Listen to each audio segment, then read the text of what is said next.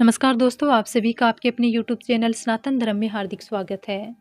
दोस्तों, आज वैशाख मास के शुक्ल पक्ष की अष्टमी है, यानी मासिक दुर्गा अष्टमी का व्रत है। जो भक्त मासिक दुर्गा अष्टमी का व्रत धारण करते हैं, उन्होंने आज व्रत रखा होगा। दोस्तों, आज 10 महाविद्याओं में एक विद्या माँ बगलामुखी की जयंती भी है। शुक्रवार का दिन भी है, तो आज का दिन पूरी तरह से शक्ति को समर्पित है।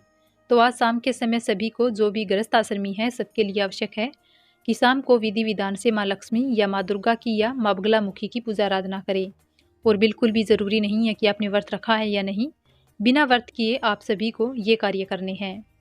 तो आपके घर में जो भी मूर्ति या विग्रह है माँ दुर्गा का या माँ लक्ष्मी का, जो भी मूर्ति है या फोटो है, उसी की आपको विधि विधान से पूजा करनी है। मतलब शाम के समय एक शुद्ध घी का दीपक प्रज्वलित कर लीजिए या तिल के तेल का दीपक प्रज्वलित कर लीजिए।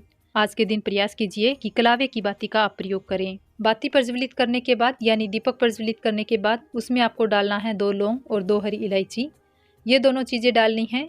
लौंग इसलिए डालते हैं ताकि हमारी किसी भी प्रकार की नकारात्मक ऊर्जा से, नकारात्मक शक्ति से रक्षा हो।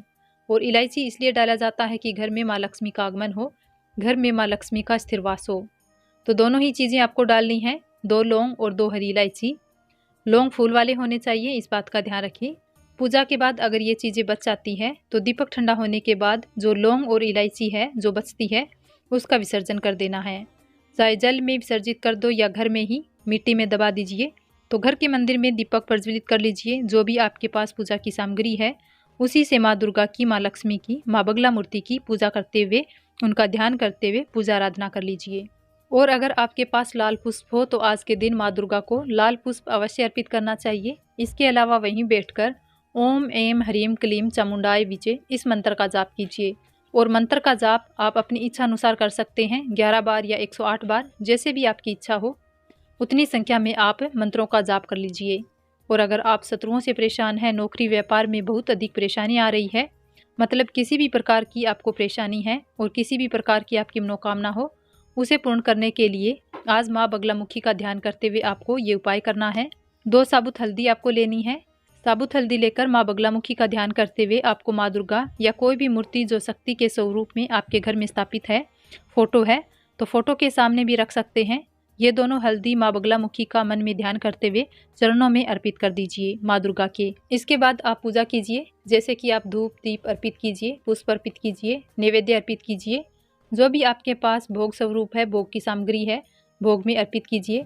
आप बतासे भी अर्पित कर सकते हैं, मिश्री भी अर्पित कर सकते हैं, खीर का भोग भी अर्पित कर सकते हैं। इसके अलावा कोई भी सफ़ेद मिठाई हो तो आप उसका भी भोग लगा सकते हैं। वहीं बैठकर ओम ऐं ह्रीं क्लीं चामुंडाय विचे इस मंत्र का यथासंभव जप कर लीजिए, आरती कर लीजिए।